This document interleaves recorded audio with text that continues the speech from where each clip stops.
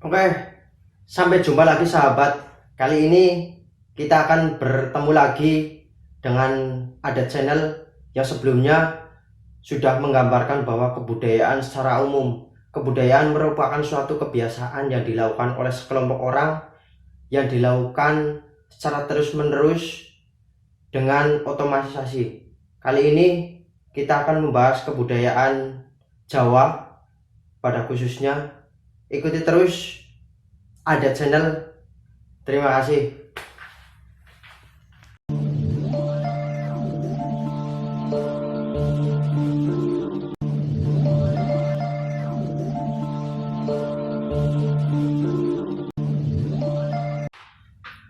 Oke, akan menjadi pembahasan yang menarik. Kali ini kita membahas kebudayaan Jawa. Kebudayaan Jawa ketika kita melihat dari segi ritualnya itu sangat menarik. Ketika kita melihat dari segi bahasanya juga sangat menarik.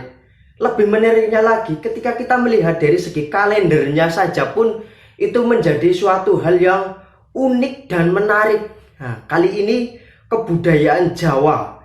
Kebudayaan Jawa merupakan suatu kegiatan yang dilakukan oleh sekelompok orang Jawa pada khususnya, baik itu di wilayah Jawa Tengah DIY, Jawa Timur, Jawa Barat, dan itu menjadi suatu hal yang lumrah, menjadi hal yang kebiasaan. Di sini kita melihat bahwa ada beberapa kebudayaan ketika kita melihat dari suku Jawa, kebudayaan yang diidentikan dengan suatu kebiasaan ya. Suatu kebiasaan ketika kita melihat dari kebudayaannya. Yang pertama itu melihat dari bahasanya. Maksudnya apa? Bahwa suatu bahasa sebagian besar menggunakan bahasa Jawa pada khususnya. Dalam bertutur kata sehari-hari, bahasa Jawa juga memiliki aturan perbedaan kosakata dan intonasi berdasarkan hubungan pola komunikasi dengan lawan bicaranya. Kita ambil contoh bahwa ketika kita menggunakan bahasa Jawa Banyumasan, semisal kita mau makan, monggo makan dulu, monggo maam dulu. Nah, itu menggunakan bahasa-bahasa Jawa Banyumasan. Tapi ketika kita menggunakan bahasa Jawa Tengah Daerah Istimewa Yogyakarta, itu kalau orang mau makan monggo nedariin. Nah, itu ketika kita benar-benar memahami akan kebudayaan, dari segi bahasanya pun sudah bisa melihat bahwa oh, itu menggunakan kebudayaan bahasa Jawa Banyumasan. Oh, itu menggunakan bahasa Jawa kebudayaan Daerah Istimewa Yogyakarta. Dengan kita melihat intonasinya pun itu sudah menjadi pembahasan yang menarik. Seperti Banyumasan ngapak, kowe lagi ngapa? Kowe wis madang ngurung. Nah, itu menjadi pembahasan yang sangat menarik ketika di wilayah Banyumasan. Ketika kita mengatakan hal-hal seperti itu, bisa dikatakan oleh daerah ngapak temen, medok temen. Nah, itu menjadi ciri khas tersendiri dalam kebudayaan Jawa. Terus kemudian kita melihat dari suatu kepercayaan.